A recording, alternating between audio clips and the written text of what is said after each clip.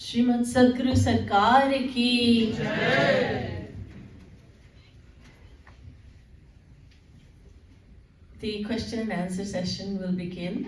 And those if you have a question, please raise your hand and a mic will be given to you so that everyone may hear the question. There's, first of all, Anya has raised her hand.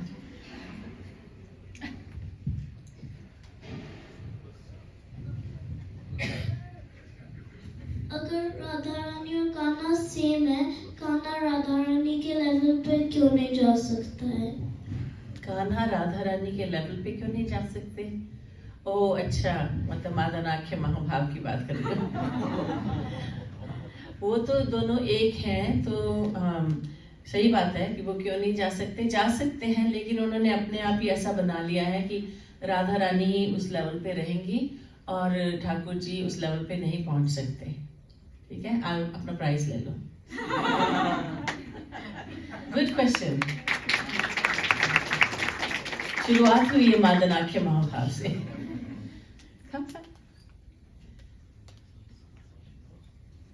Congratulations, you had your Ghana. Welcome.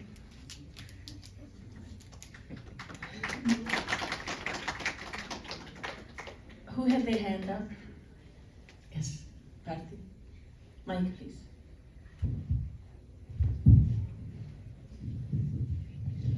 Yeah, since we were chanting about Gauranga Mahaprabhu, in yesterday's bhajan, one of the composition, it said that Gauranga Mahaprabhu is not a dissension of God. He is the original form of God. So can you please explain what that means? Because Gauranga Mahaprabhu was Lord Krishna himself who came to earth. Shri Krishna is avatari and all the other forms of God are his forms. But he is avatari, the others are avatars. So the avatars have come from the avatari. So he's the original one because he is Lord Krishna. So then what does the dissension means? It means different.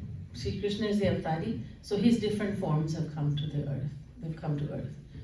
His different forms, but he is the original, and his forms, his various forms have come. They are his avatar. They are his avatar. He has descended in different forms, but he is not an avatar. He is avatari himself, from whom all the other forms have come. Thank you.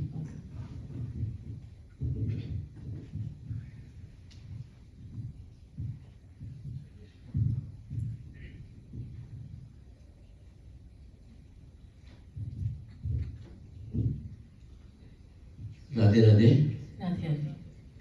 भक्ति के अलग अलग स्वरूप है, लावण्य भक्ति, माधुर्य भक्ति, वात्सल्य भक्ति और महाभाव भक्ति। तो मुझे समझ में नहीं आता महाभाव भक्ति क्या होती है। जब पहले साधना भक्ति से जब साधक जाता है भाव भक्ति में, फिर वो जाता है सिद्धा भक्ति में। तो सिद्धा भक्ति यानी अब उसको भगवत प्राप्ति हो गई, पर उसके 8 स्तर हैं, उसके 8 लेवल्स हैं। प्रेमा भक्ति, स्नेह भक्ति, मान भक्ति, प्रणय, राग, अनुराग, महाभाव। तो जो महाभाव भक्ति है, इसका मतलब ये कि वो श्री कृष्ण का सबसे मधुरतम रस उसको प्राप्त होता है, सबसे अधिक मधुर रस जिसको प्राप्त हो, वो महाभाव भक्ति।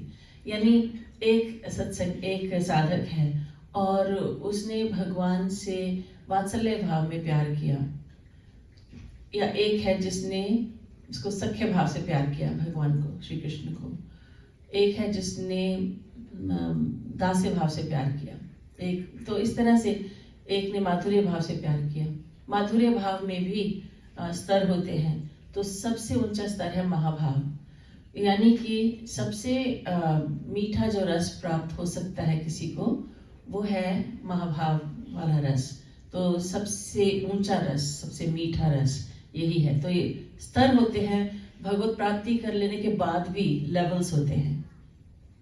जैसे श्री कृष्ण का धाम है गोलोक धाम, तो गोलोक धाम सबसे ऊंचा धाम है। जैसे देवी धाम भी है और शिवलोक भी है, देवी लोक है, शिवलोक है, साकेत लोक है, परव्योम लोक है। इन सबसे ऊपर साकेत लोक से भी ऊपर, जो कि भगवान राम का है, साकेत लोक से भी ऊपर गोलोक है। यानी कि भगवत प्राप्ति हो गई और सब एक ही स्तर में है, ऐसा नहीं है। भगवत प्राप्ति हो गई, अब कौन सा कितना रस मिलेगा, कौन सा रस मिलेगा और किस लेवल पे जाएगा वो भगवत प्राप्त महापुरुष, तो सबसे ऊंचा भाव जो है महाभाव। बस इतना ही समझना है कि उस भाव में, उस महाभाव, उस स्तर पे सबसे वो सब टॉप मोस्ट है। बस इससे आगे कोई जा नहीं सकता। भगवान से प्रेम करके, भगवान को प्राप्त करके कोई उसके ऊपर नहीं जा सकता।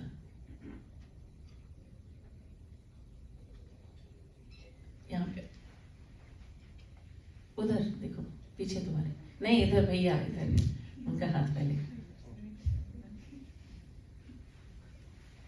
आपने कहा अवतार और अवतारी,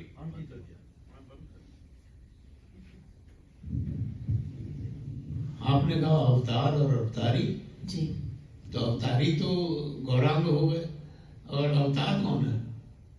नहीं वही है ना कि वो महाराज जी ने कहा कि गौरांग महाप्रभु अवतारी हैं क्योंकि वो श्री कृष्ण हैं। उनके अवतार जो हो गए जैसे मत्स्य अवतार, कूर्मा अवतार, वराह अवतार, बाकी सब जो भगवान के रूप हैं वो सब अवतार हैं जी। So anyway, let me just translate it into English. So Shri Krishna is the avatari from whom all the forms of God emanate from Shri Krishna, who is the avatari. And he's not an avatar, he's not God who descends to earth. He's not the avatar, the form of someone. He is the original from whom all the forms of God originate. That's in English. Radhe Radhe. Radhe. This is something that happened to me personally. It was in family days, so I had to come and attend this sadhana. And my daughter said that, Mom, why are you leaving me and going? So I don't know how to balance my family life and coming and attending the sadhana. So when I came and attended the sadhana, but I was feeling guilty the whole time that I left my family. So it's like I'm confused, Didi Ji, how to balance my family life and attending the sadhana. Thank you.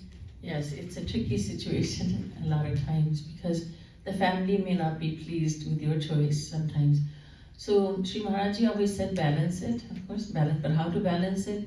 That in every family dynamic is different, but there are times when you can slip away from the family and you can do your sadhana. There's some times when you have to, where you should choose the family activity, but when to choose what? Because being married, you can't say, well, I don't care, and you don't want to say that because you have a family, you need to take care of the family, you have duties towards the family, but some things are a given. For instance, once a week I will go to my satsang, that's a given. Now, in a lot of times, the balance that you create may not be acceptable to your family, spouse, children, whoever it is. But that's something you have to talk about and say, well, my interest lies in spirituality. Maybe their interest doesn't lie so much.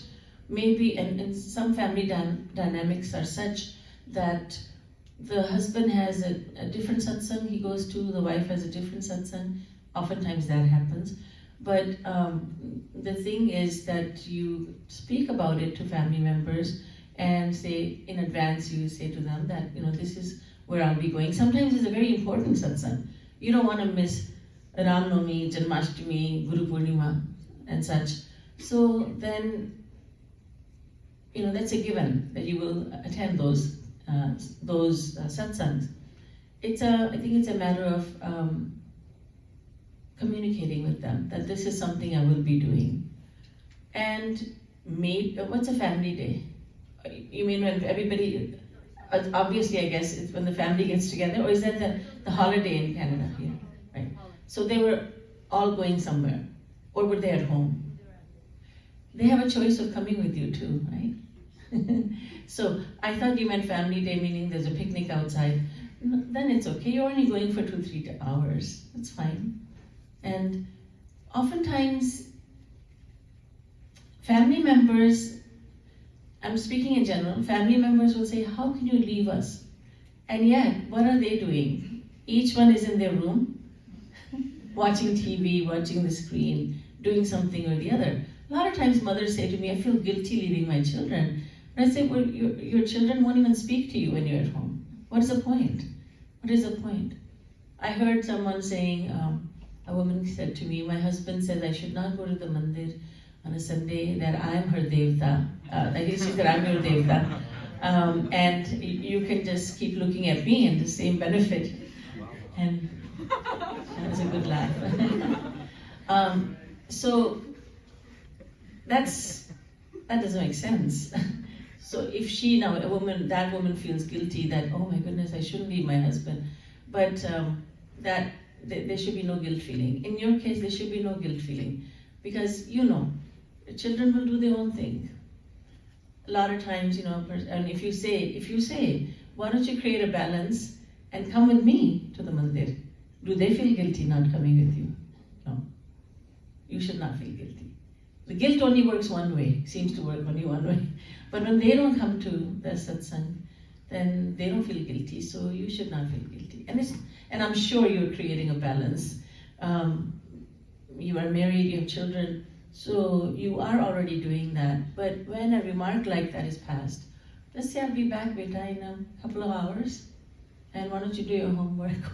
Or you'll be doing, not on a family day. Do what you normally do, watch TV and play outside, whatever, play indoors, and I'll be back. Nobody's gonna miss you.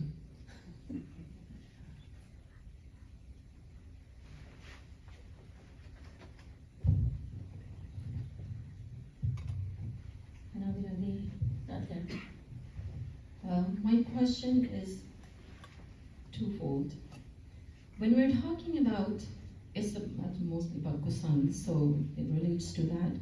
When we're talking about somebody's character, so either a good character or bad character, and majority of the times it is used if, say, a married couple, a man and a woman, they're having an affair outside of their marriage, or a boy and a girl, they're dating. So it is defined as single girl. Single, okay. Yeah, so single boy and girl, they are not married, and they are dating. Yes. And it is considered it's bad character. But why it is only the girls or the females are being pointed out at this time, in this case? Why is not man's character is bad? Why is it only women? So one question that. And the second is that, what about the person then who is talking about somebody else's bad character, or judging somebody, or pointing these things, lying, cheating, deceiving, backstabbing, all these things, aren't those also define somebody's character? Is it only because somebody's having an affair is a bad character? So first of all, it's built into the culture, it's built into the people's consciousness that the girl is to be blamed. I mean, to the point, which is so unfair, to the point when, and I'm sorry for saying this, but when there is a rape that takes place, oftentimes even politicians have gone to the extent of saying the girl shouldn't have been dressed that way. She shouldn't have dressed that way. So it is very sad that this kind of thinking it's very prevalent all over the world. And it's shocking that it's the female who's always blamed. And on those TV shows, sometimes they have those, there's a man and there's two ladies, and they will all come on the stage, and the ladies will start fighting with each other, and the man is sitting like this. And so they're all fighting, one is blaming the other. So even in the female's mind, it's like that. She's not putting the blame on her husband or her partner who's a male, but she's putting the blame on the female who has taken her partner away. It's just built into the consciousness, and it's not right, because both are to be, if there is a blame, both are to be blamed equally.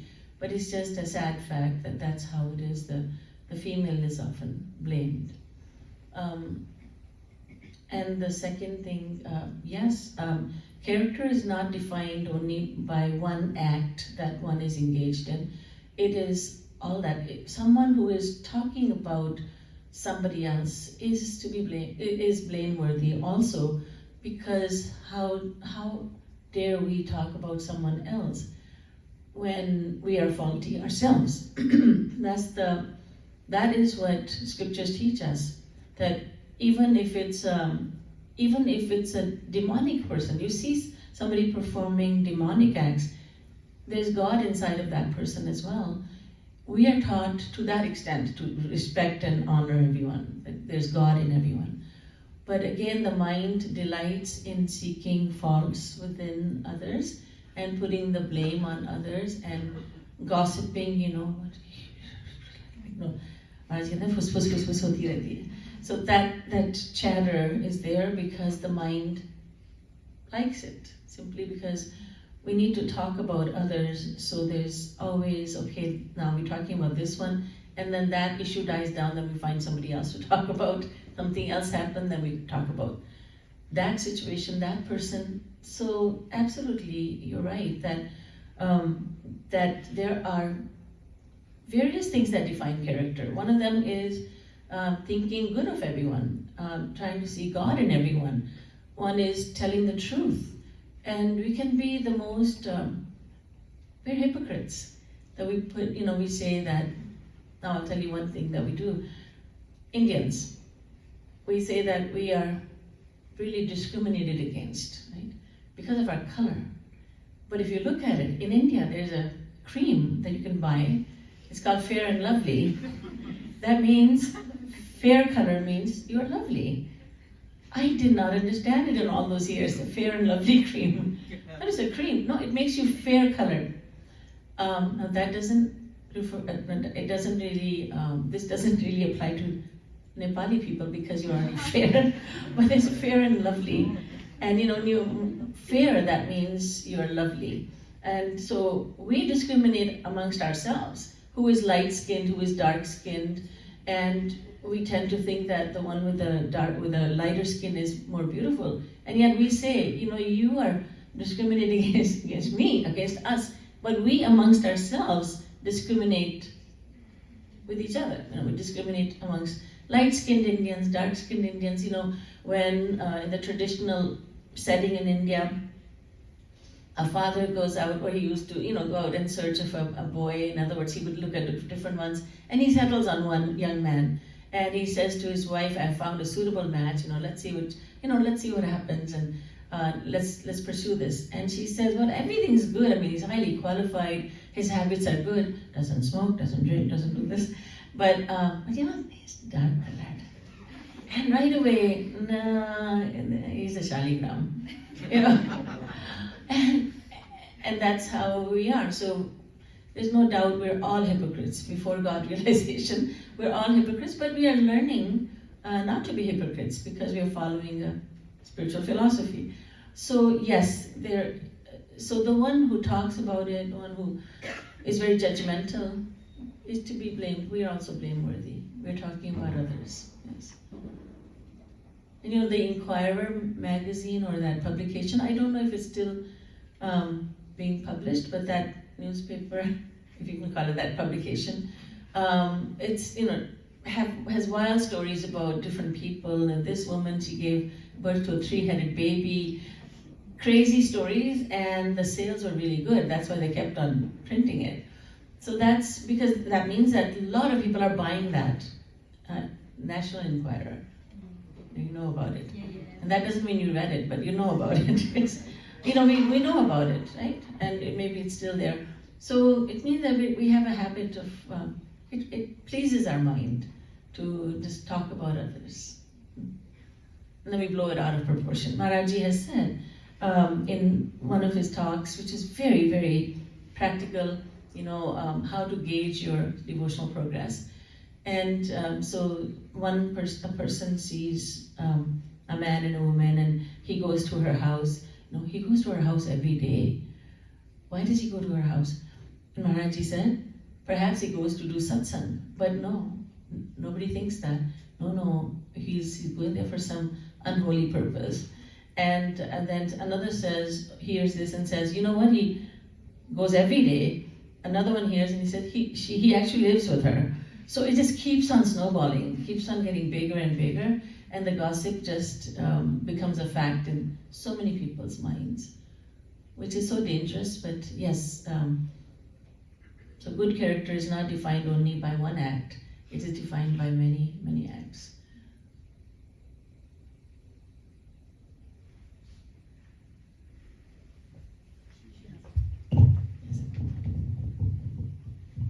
As a student, how are we supposed to balance studies and sadhana?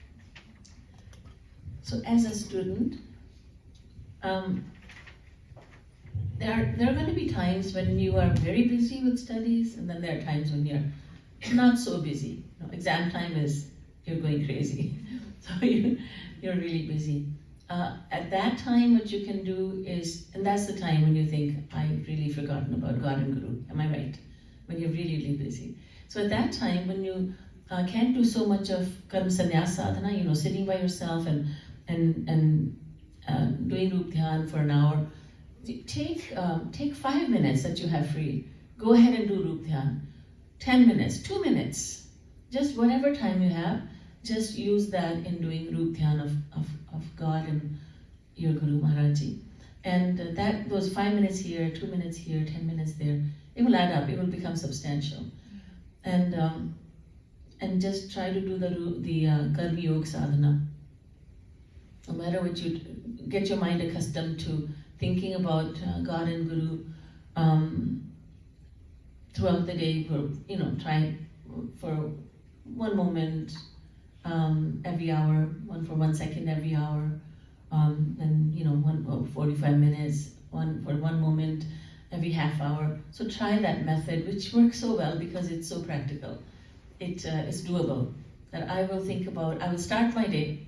One thing is to start the day with prayer. So maybe Aarti, just 2 Aartis, Radha Krishna Aarti, Maharajji's Aarti, Guru Aarti, Radha Krishna Aarti. That's very important.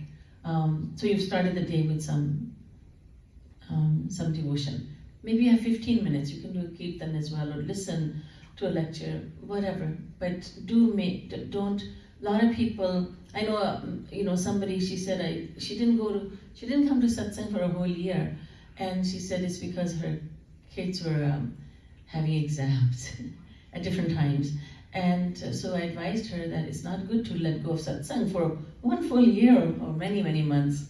That that's not a good thing to do because the mind just forgets. The mind does not forget God, or rather the world, but it forgets God very, very easily. So whatever time you get, I'm going to use this time up to do Rup Dhyan. That way, and then make it a habit to do sadhana for an hour every day. When that cannot happen, then okay, I have this little time frame, this little 5 minutes, 10 minutes, like I said, and that will end up being like an hour of sadhana every day. And of course, coming to do satsang in Yugal Kunj is really important. Coming to your Guru satsang, attending it is really, really important. And that should be a given, like I'm going to do that once a week. I'm going to do that. And whatever seva you can do at whatever time. So sometimes you're able to do more, sometimes you're able to do less, but depending on that. There was a question way on the stairs over there.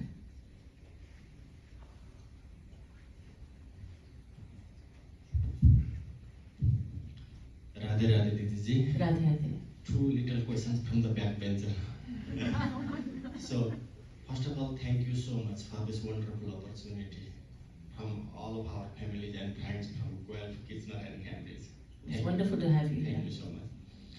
So, Didi Ji, while we reading Bhagavad Gita or while we doing satsang every weekend, so we always refer to 2 different but very important words. They are like Shraddha and Astha, right? So we usually use these two words together, separate word but together, right?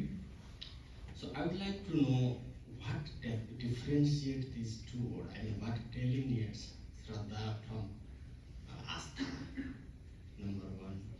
And number two, the same thing, going back to the Bhagavad Gita. So always like Bhakti, Karma, and Gyan, the three yogas are complement to each other, right? So up to certain point. But after that point, you have to pick only one yoga, as I read somewhere in Bhagavad Gita. So how do you know that, okay, this is the point from where you should start focusing on only Bhakti, or you should start focusing on only Gyan or Karma or something like that? Sorry if my question is not appropriate. It is they're appropriate, of course. First of all, Shraddha and Astha mean the same thing. If you could, I would like to see the person asking the question. If you could come a little bit up. There are chairs over here. Thank you. So we tend to use them with the same meaning. Faith, that deep faith, Shraddha, Astha. So it's really two different words. They're synonyms, really. And as for the second question, actually the three paths that are told to us, leading to God, Karma, Gyan, and Bhakti, they don't really complement one another, but the more correctly it should be said that Karma and Yoga also and Gyan, they are incomplete by themselves. They need the path of devotion. They need bhakti. They need devotion, because by themselves they can't lead us to God. So actually the scriptures do say that there is karma, there is gyan, there is bhakti, and there's another one, yoga, which is very close to the path of gyan, path of knowledge. But ultimately the scriptures say that, okay, now you have followed the path of gyan, for instance. Very difficult path. Hardly anyone is eligible to follow this path in this age, in the age of Kali. So how can we even think about going on the path of Gyan? Path of Gyan, meaning path of knowledge, is not what we may think it to be, that I am getting the knowledge of the Gita, I'm on the path of Gyan.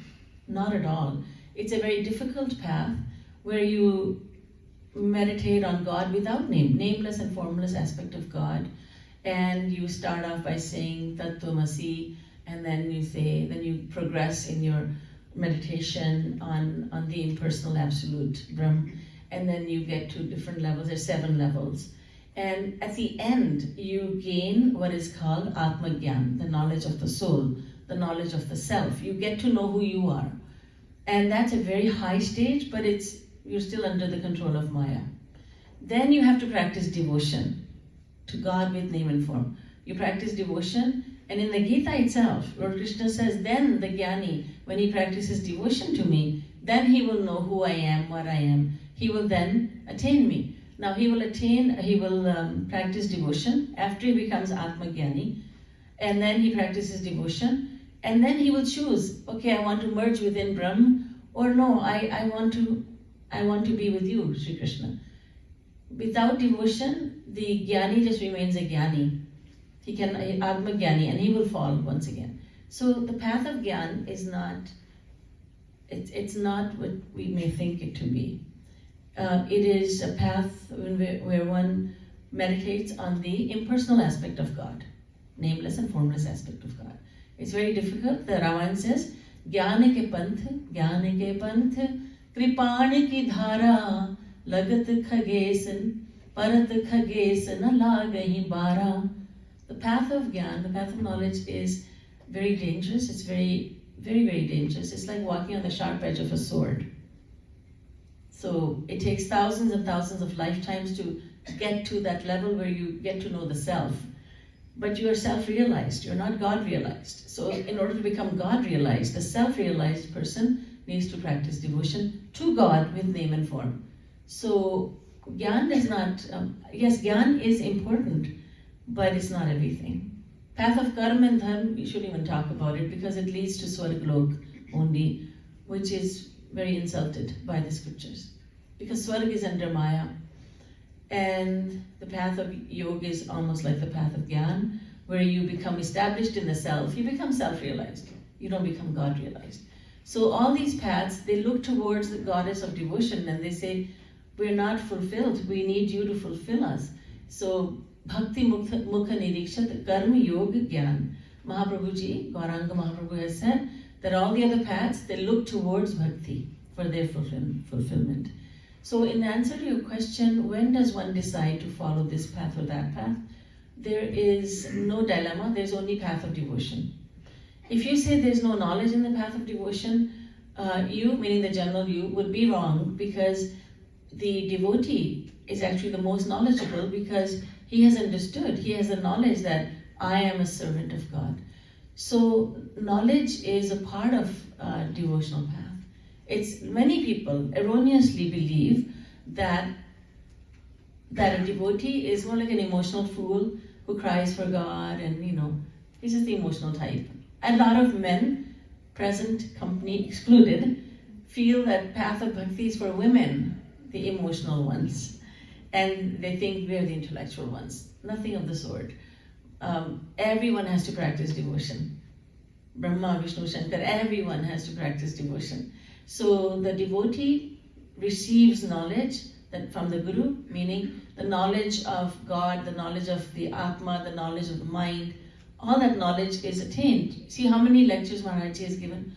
Thousands and thousands, without exaggeration. Because so much knowledge is necessary to listen to and to absorb, so that we may become devotees of God. Otherwise, if somebody says, become a devotee, practice devotion, why? Why? Who is Shri Krishna? What's my relationship with him? So once we understand, once we get the knowledge that, oh, okay, that's who Shri Krishna is, that's who God is, and I am his eternal servant. So all that knowledge is there. But the true knowledge leads to love. And so then the devotee starts falling in love with God. So there is no dilemma, there is no choice to be made. Everyone should start with the path of devotion. Otherwise, as Maharaji said, he said, let's say your aim is to touch your nose. That aim is God realization. You can touch your nose just like this would be bhakti, just directly. Or you can touch it like this. That's the long way of going about it. I'll go to karma and dharma, I'll go to yoga, I'll go to gyan, then I'll go to bhakti. It will not happen in one lifetime anyway. So we have a short life. We don't live that long, and the task is formidable. So we need to start with the path of devotion, because ultimately we'll have to practice that anyway. Why go with another path and then work so hard, and then we hear that, oh, you have to practice devotion anyway. Why not do it straight away? That is the answer to your question. No. Sandhya? No, it's Shruti? Shreya, sorry. My sister has 2 questions. Who's your sister? Shruti. Where is she? Shruti, ask you a question. Who's Radharani? Oh, who is Radharani? Who is Radharani? Yeah? She is... Lord Krishna is God, right? You know that. Lord Krishna is? God. So the same God takes 2 forms. He becomes Krishna and he becomes Radha. So who is Radha? She is the same as Krishna, but in the female form, in the girl's form. Do you understand? So she is, you are her servant. She is your Swamini. Do you understand Swamini? That means like Lord. She is your Lord. And she is your best friend. Shruti? She's your best friend. She's your mother. Yeah. Okay. And so she is your mother. She is your daughter also. She is your best friend. That's who Radharani is. And you must love her. You love her? Yeah. Okay, good. And then who Radharani is, because you love her so much, Radharani will teach you. She will show you who she is in your heart. Where's your heart? Here. Right. Inside your heart, Radharani will show you who she is. Won't that be fun? Yeah. Okay. What's your other question? I love you so much. You want to make me cry now? Oh my God. You do? What a nice statement. Let's hear it from Oh my God. That reminds me of like many years ago. Now he's like a young man, I'm sure, and he'll be embarrassed to hear this, but he's not here. I don't know where he is. But there was satsang going on, and everybody's asking, it was a question and answer. No, there was no question and answer period. I was just giving a talk before the, in between the kirtans. And this little boy gets up, he said, Didi, I love you. That was so cute. And today's the second time that has been said. Thank you, Shruti. Let's give her another clap. Good question you asked about Radha. It was very nice.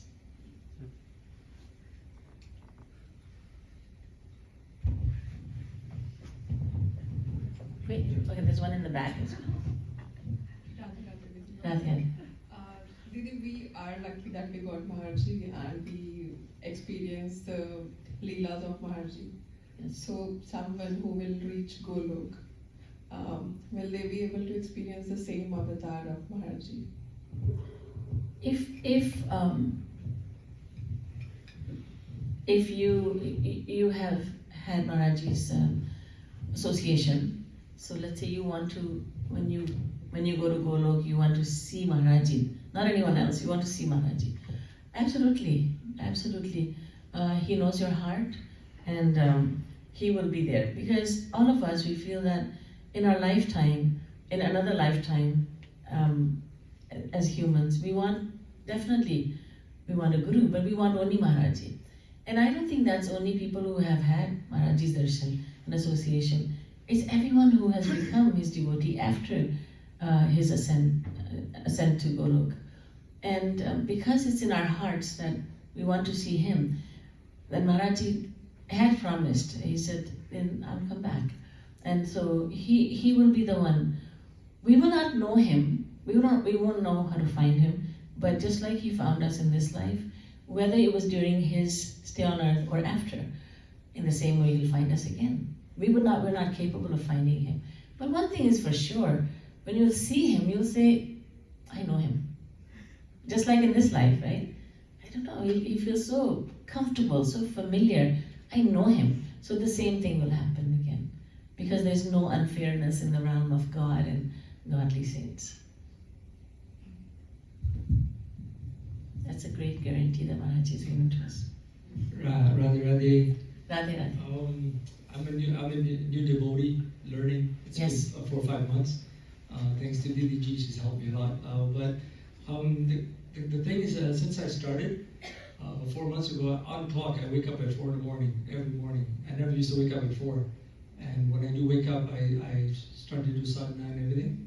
Nice. And I've just had some interactions. Like I feel like I've had interactions with Maharji and like some sort of conversations. So I'm not sure if I'm losing my mind or is it that I'm actually having these conversations and interactions with him. It's been very pleasant, like in 40 so many years that I've been alive, I've never cried. But I've been starting to cry when I'm having these interactions, right? So I just wanted your take on that. And another question, I am going to Mysore in the next 2 months. Yes. I just wanted to ask you what I'm going to be looking forward to. If you can explain what's going to happen as well. Second question I'll answer you privately, but first one I will tell you, you're definitely not going crazy. Maharaj is making he's making you experience him. You don't need to worry about yourself going crazy unless it's some messages you're getting, like one of the, somebody said to me a long time ago, Maharaj is telling me not to eat salt, and, or he's telling me not to eat food, and I'm saying, no, you're going crazy, that's not Maharaj. But what's happening with you is when you're being encouraged to follow the path of devotion. And so Maharaj is such a great personality that he knows everyone who has not even interacted with him during his lifetime. he knows he has selected everyone who is coming into his satsang. Maharaji used to tell us, pracharaks, he said, you people don't bring anybody into satsang. Because he said, I bring everyone into satsang. You just become the medium. And that is true. I mean, of course it's true. But what I mean to say is that's my experience. Definitely I have not brought anybody into satsang.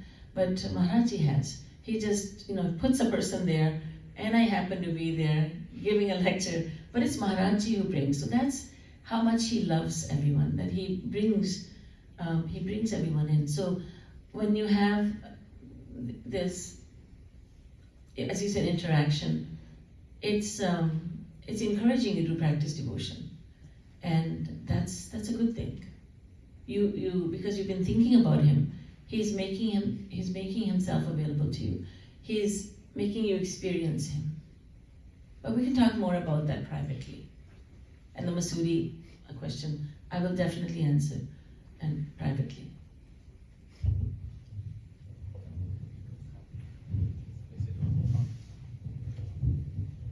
Maybe people who live in Golok, do they have a body like we have on earth? Divine body. Divine body. So how do we recognize each other? How the people How do they recognize each other? Yeah. It's Lord Krishna, it's Maharaji, or Oh. Didi. No. Or do they communicate with each other like people do here? Yes, yes. I mean, this is a divine body. There's no vices of Maya such as anger, greed, lust, pride, envy. So now, when you're living in the kingdom of God, abode of God, you have the same qualities as God, because Janat tumehi ho jai. So you have a divine body, divine mind, everything is divine. And so there's a divine form. And as I said, even with us, even with imperfect people, Maharaji has made himself known to us. Then why wouldn't the perfect ones have just realized that, oh, okay. This is Maharaji. Radhe Radhe.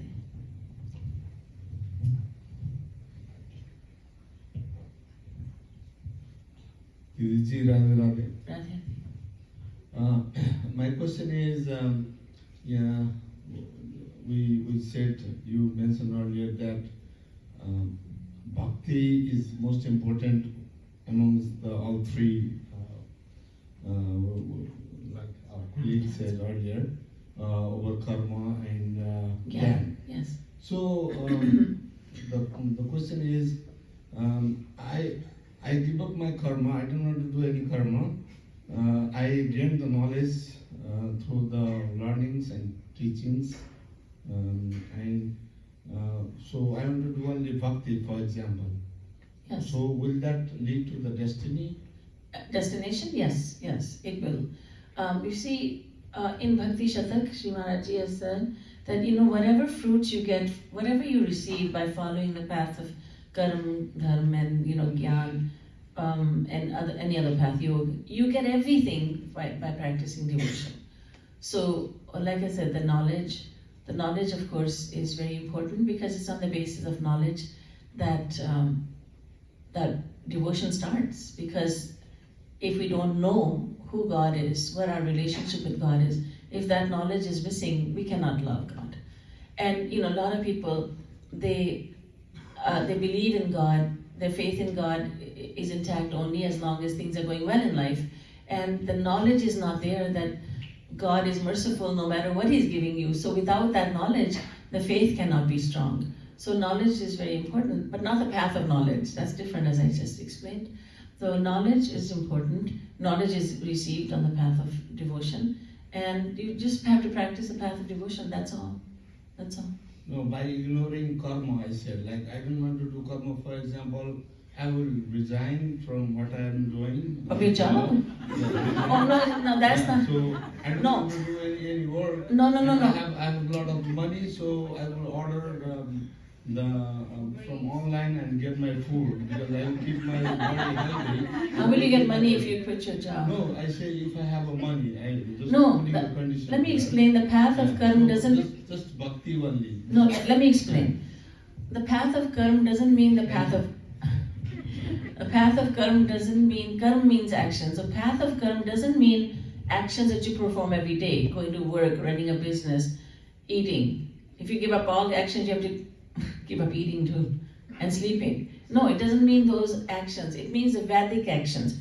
The Vedas have specified that these are the ceremonies, this is what you do every day. For a Brahmin, these are the karma, these are the duties of a Brahmin, these are duties of the different, very complicated.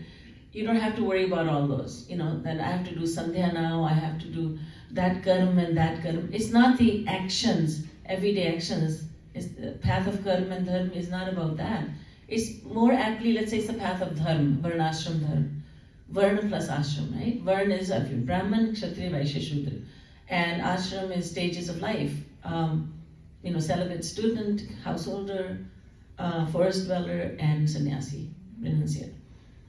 So path of karma has to do with the duties specified, prescribed for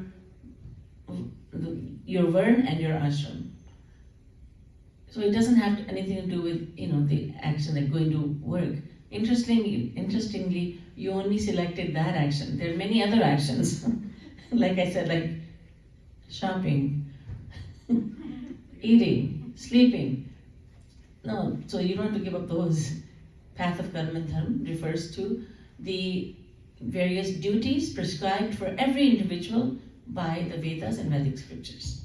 You don't have to worry about those. For instance, there's this puja you have to do now, that puja you have to do. If there's a sutak, if someone dies in the family, you can't do this, you can't do that. The devotee says, I'm done with all that. Yes, there's a death in the family. People say you shouldn't go to the temple when there's a death in the family. That has to do with path of karma dharma. And the devotee says, I don't care. I need to. I'm in the mourning period. I need to go to the temple. I need to attend a retreat. There are two devotees here, a husband and wife. They're attending the retreat, and there's been a death in the family, and they both very intelligently said, what better? How could we spend our mourning time better than to come to this retreat? So those are the actions that that path of karma dharma is talking about. Not everyday actions that we need to perform, like earning money, driving a car, like that. Understood? Thank you. Wonderful. So another small one again. So we say that God is only give to everyone. Like God is not looking for anything from the person's. Is like unbiased. Is fully unbiased. Yes. Even yesterday in Maharaj's lecture also, even the demons are my children. I love to demons also. Yes. I love to who is my devotee. Everyone I love unconditionally, right? So as God is only giving, yes. Why it is so difficult for people to get it? To understand that? Get it meaning? Get the gifts from God? From the God, the wishes and the blessings. Because God knows what we need, and we could ask Him for this and that, but God says, no, this is not right for you, so He will not give it.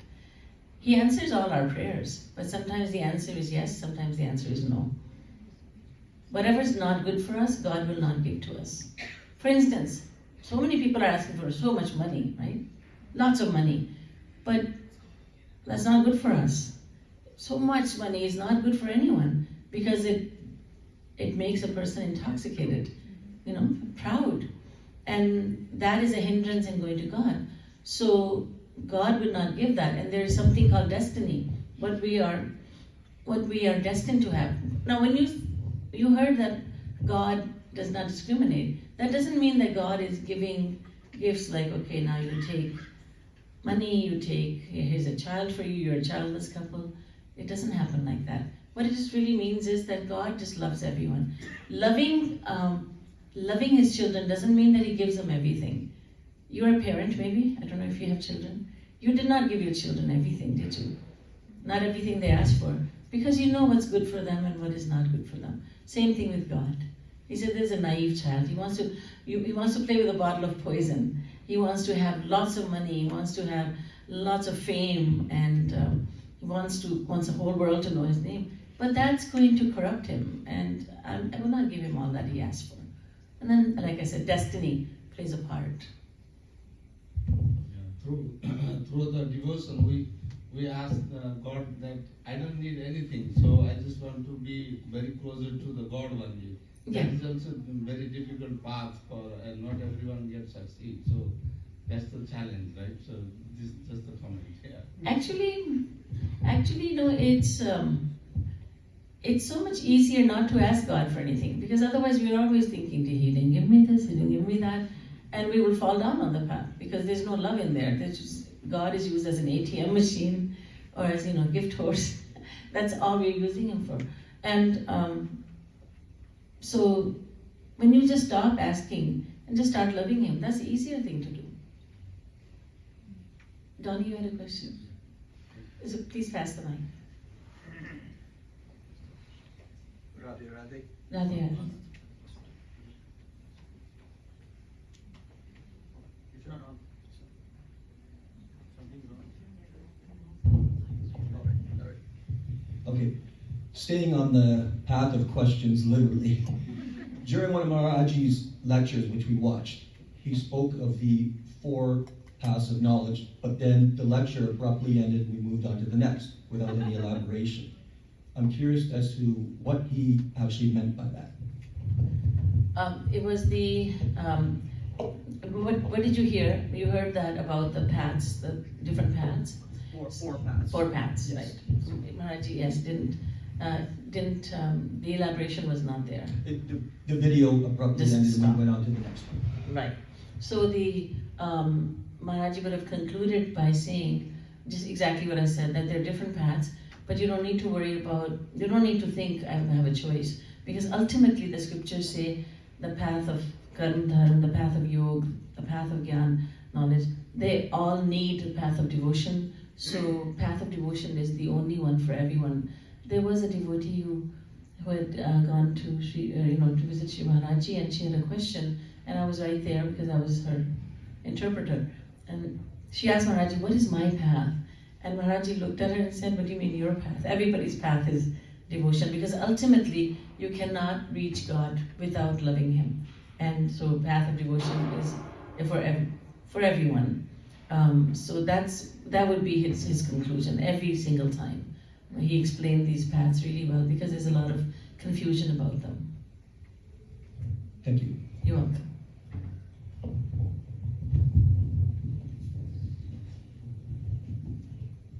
मेरा एक personal question है जी। गीता में कहा है अभी चेतसु दुराचारो बचते माम अनन्य भाग, लेकिन मुझे गुस्सा बहुत आता है। तो गुस्सा जो क्रोध आता है तो उसको रोकने के लिए क्या तरीका है? गुस्से को रोकने के लिए एक तो प्रतिदिन साधना हम करेंगे जब, और आंसू बहाएंगे, तो उस समय ये जो क्रोध करने की प्रवृत्ति जो है वो बदल जाएगी, वो कम हो जाएगी। और क्योंकि हम हर रोज ये सोचेंगे कि मैं एक भगवान का एक तुच्छ सेवक हूँ, मैं उसके लायक भी नहीं हूँ, और अनंत जन्मों में मैंने भगवान को प्राप्त नहीं किया, तो ये सब विचार जब आएंगे तो हमारा हृदय पिघलेगा, आंखों से आंसू आएंगे। और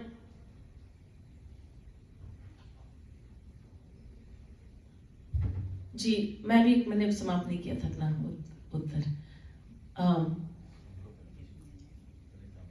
मैंने थोड़ी कंफ्यूजन हो रही पीछे जी। तो फिर क्रोध को रोकने का तरीका ये है, एक तरीका और जो है कि जिस समय क्रोध आए उस समय हम पहले से सोच लें क्रोध आएगा मुझे, और उस समय मैं 10 तक गिनती करूँगा। हम 10 तक गिनती करेंगे और उस समय हम दीर्घ श्वास लेंगे, ब्रीदिंग, डीप ब्रीदिंग करेंगे, और उस समय हम अपने गुरु का, भगवान का जो सिद्धांत है उसको मन में लाएंगे कि ये क्रोध करना ऐसा है कि जैसे मन एक लकड़ी है, क्रोध है जली हुई माचिस, और जैसे हम अपने मन को जला रहे हैं क्रोध से, तो हम ऐसा क्यों करें? हमारी हानि हो रही है, हम अपने पैर की कुल्हाड़ी क्यों मारें? ये पहले से सोच के रखें। तो हम, जैसे होता है ना कि in case of emergency brake glass, वो आग आ गई तो अब हाँ हम तैयार हैं, वहाँ पे है, हम उसको यूज़ कर लेंगे। तो ये सिद्धांत पहले से रखना पड़ेगा कि हमारी ये कमी है, क्रोध आता है और हर एक को आता है। तो हर एक का प्रश्न ये है, हर एक के लिए उत्तर भी ये है कि हम पहले से जानते ही हैं कि क्रोध आएगा, तो हमें बचना है। पहले तो ये डिसाइड भी कर लें कि क्रोध करना हमारे लिए बहुत खतरनाक है, और हम भगवान के, गुरु के सिद्धांत को हम अपने पैरों के नीचे कुचल रहे हैं क्रोध करके। तो फिर ये पहले से तैयारी होगी तो उस समय हम अपने आप को कैच कर लेंगे, पकड़ लेंगे कि नहीं करना है। और फिजिकली हम ये कर सकते हैं कि थोड़ा अपने को रोक लें, क्योंकि वो क्रोध के जो विचार हैं वो निकल जाए मन से, थोड़ी देर में निकल भी जाएंगे, पर हम तुरंत ना करें, क्योंकि क्रोध जब हम करने लगते हैं तो हम इंतज़ार नहीं करते, उस समय बहुत एक्टिव हो जाते हैं। अच्छा काम करना होता है तो हम वेट करते हैं, नहीं बाद में करेंगे। तो हमें पहले से ये माइंड बना लेना चाहिए कि हमें क्रोध आएगा ही आएगा, और उस समय हमें ये सोचना है। तो हमें बहुत सतर्क रहना होगा कि वो शत्रु तो आएगा ही मन में, और हमें मालूम है कि आएगा। अब इसको हराना कैसे, इसके ऊपर विजय कैसे प्राप्त करनी है, पहले से ही सोच के रख लें, तो फिर काम बन जाएगा धीरे धीरे धीरे धीरे। और फिर जब मान ली हमने क्रोध कर लिया, किसी के ऊपर चिल्ला दिए हम, तो बाद में फिर उसी से माफ़ी भी मांगे, उससे क्षमा मांगे कि I am so sorry I got angry at you, उससे माफ़ी मांगे, चाहे वो हमसे छोटा हो, पर उससे माफ़ी मांग लें कि मुझे ऐसा नहीं करना चाहिए था।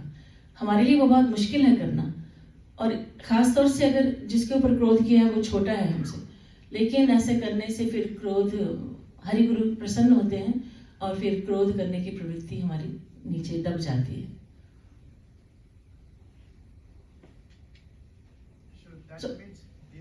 जी, क्रोध से क्रोध करना, बिल्कुल।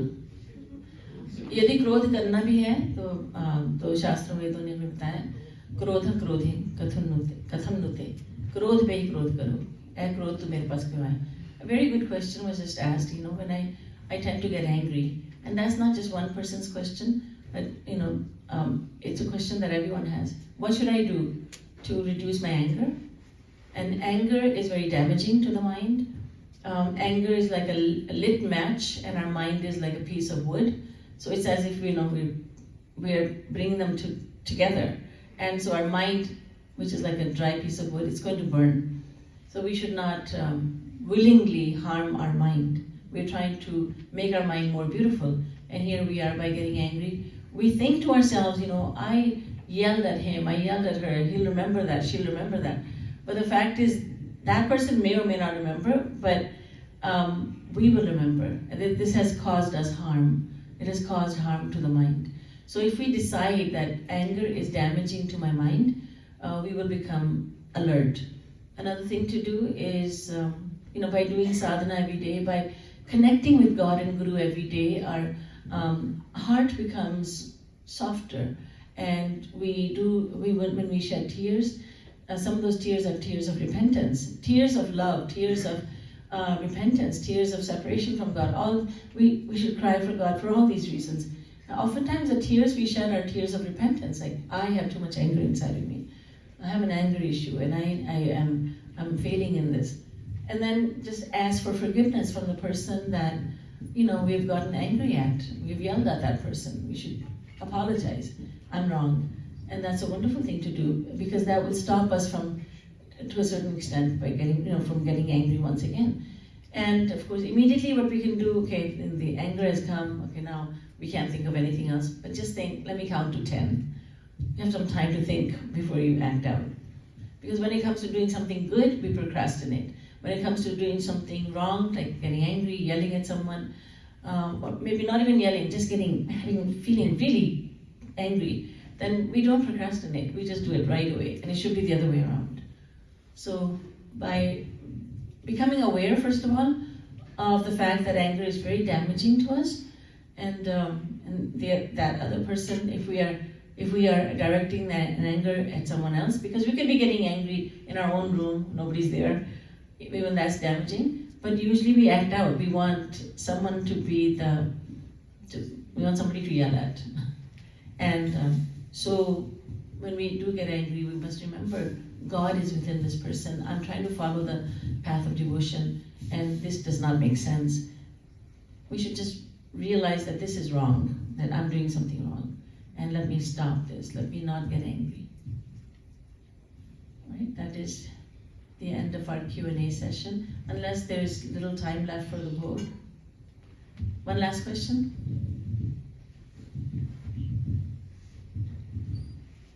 मुझे अपनों पर ही गुस्सा आता है, बाहर बिल्कुल नहीं, दूसरों के साथ मेरा व्यवहार जो बिल्कुल साफ रहता है, इसका कारण क्या है? जी, बहुत अच्छा क्वेश्चन। बाहर बकरी बन जाते हैं, घर में शेर है। सभी ऐसे हैं, सभी ऐसे, क्योंकि बाहर वालों को हम कैसे दिखाएं कि हमारे अंदर क्रोध है। तो ऐसा क्यों है? क्योंकि हम दूसरों के सामने अच्छा बनना चाहते हैं। अच्छा, हम चाहते हैं दूसरा व्यक्ति हमें अच्छा, हमारे बारे में अच्छा सोचे कि हम अच्छे व्यक्ति हैं, और अपने घर वाले वो तो फिर वो क्या बोलते हैं, घर की मुर्गी दाल बराबर। तो घर के वाले वो तो जानते ही हैं, हमारी अटैचमेंट है उनसे, और वो कहीं जाने वाले नहीं हैं, वो तो जानते हैं, ठीक है। So the question is why I don't show my anger towards strangers, but only towards my family, and everybody does that. It's only the family that gets which is so sad, because family is the family members are the closest to us, and in many cases the family members are doing the most for us, and it's them that we get angry at. Like, oftentimes teenagers lash out at their parents, and usually girls lash out at their mothers. And I know of so many instances where, the teenager girl, she doesn't even talk to her mother. And once I asked a teenager, I said, so what's wrong? Why aren't you talking to your mother? Oh, I guess, it's because, I said sarcastically, it's because she doesn't cook for you, just doesn't give you anything, she doesn't even love you, she didn't give you all these privileges. I guess, yeah, you're right to get angry. She said, no, it's not that. I said, what is it then? She said, I don't know. I said, well, she's just convenient, right? Convenient. But, because the mother she's not going anywhere, so let me get mad at the mother. And so many mothers have called and have cried to me that, why is it my kids behave like this? I said, because you're a safe place. You're not going anywhere, and they can direct all your anger. Is it right? It's not right, but it's what's done. So all the teenagers and children, please pay attention, because a mother and father will love you like no one else. I'm not talking about God and Guru. Let's not bring that and you tell me the philosophy. I know the philosophy, okay? But tell me the philosophy when you become God realized, then you can say yes. But right now, mother and father are the ones who will sacrifice the most for you. And just ask a person who has lost their mother or father, and then see how much they value their parents. Just ask a person whose parents are very elderly and they're suffering. Then you will know the value of parents. So very important to realize that we do tend to get angry at our nearest and dearest ones, but we forget that that's not fair. It's absolutely not fair. Just because they take it, just because a parent will never leave the child will say, I divorced my parents. There's been that too, right? A teenager divorcing his parents, I divorce you. But a parent will never say, I divorce you, to even the most unruly child. And after God and Guru, it is the mother and father. But anyway, so the point is that the ones who are nearest and dearest to us, we show them our anger, but it's just not fair. Although it's a done thing and we learn from one another, Oh, no, he does it, she does it, I do it. And, but it's not the right thing to do. The Vedas say, Matri Devo Bhava, Pitri Devo Bhava. The Vedas say, regard your mother and father as divinity.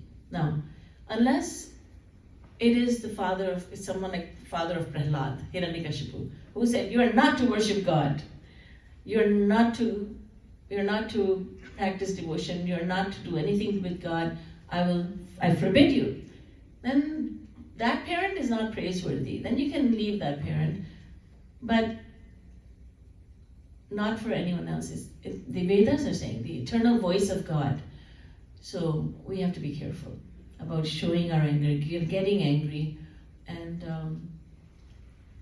sometimes I think we tend to forget. We tend to forget that we need these people. It's not like I was saying yesterday, I believe, that I'm totally detached from my mother and my father until I need something from them. Then they're mine, mom, dad, and or anyone else. It could be husband or wife, whatever.